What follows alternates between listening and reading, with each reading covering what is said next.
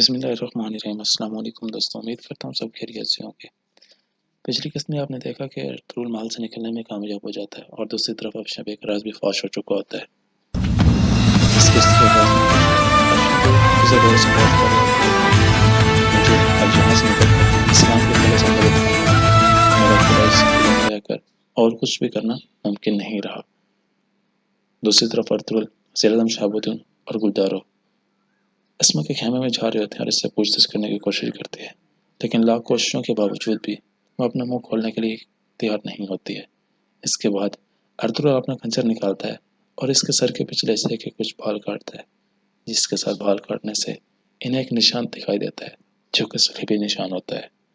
इसके बाद वज़ीर आज़म शहाबुद्दीन गुस्से में आ जाते हैं और इसे मारने की कोशिश करते हैं, लेकिन अर्तुगरुल इन्हें रोक लेता है।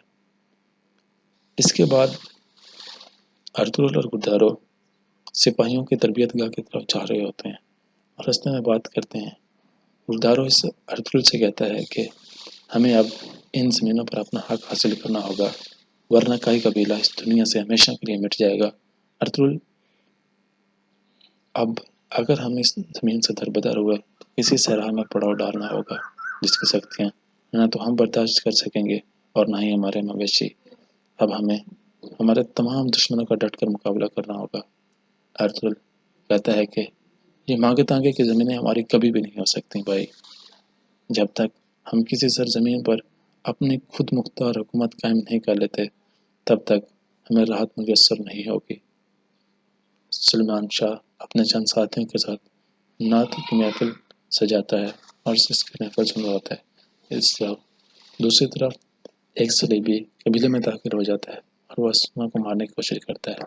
अर्तुगरुल इस महफिल से कुछ जल्दी ही उठकर बाहर चला जाता है।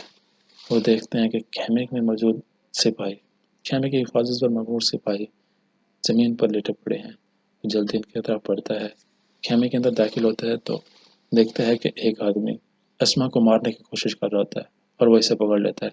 इसके बाद वो अस्मा से कहता है कि देखो, वो इतने ही तुम्हारे मुखलिस हैं कि वो तुम्हारी जान लेने तक पहुँच चुके हैं, तुम अब भी इन्हें बचाओगी। जब इसकी इत्तला सुलेमान शाह को पहुंचती है तो कहते हैं कि अगर वो जंग के लिए तैयारी कर रही हैं तो हमें खुद से बढ़कर तैयार पाएंगे, और अगर वो हमारी नस्ल मिटाने के दर पर हैं तो हम अपनी नस्ल की बका के लिए जंग लड़ेंगे। तेतुश ताजिर बनकर कबीले पहुंच जाता है। इसके बाद अल अजीज का एलची कबीले आता है और सुलेमान शाह के लिए पैगाम लेकर आता है। सुलेमान शाह को पैगाम देता है कि अल अजीज ने हुक्म दिया है कि जिन ज़मीनों पर आपने कब्जा कर लिया है वो 3 रोज़ में खाली कर दो। अगर ऐसा न किया तो तुम्हारी सरकोबी के लिए हमारा एक लश्कर तैयार है। सुलेमान शाह इस मसले को खून रेज़ी के बगैर हल करना चाहते हैं। इस मामले में अर्तुगरुल कहता है कि सिर्फ एक ही रास्ता बचा है, मुझे हलब जाने की इजाज़त दें, मैं अस्मा को अपने साथ ले जाऊँगा और अगर मैं अस्मा को ज़िंदा सलामत वहाँ पहुँचाने में कामयाब हो गया तो हम हलब के अमीर अल अज़ीज़ को ये हकीकत दिखाने में कामयाब हो जाएंगे कि वो किन साजिशों के अंदर गिर चुका है। सलाम, मिलते हैं एक नई वीडियो में। अपना और अपने घरों का ख्याल रखिए। अल्लाह हाफिज़।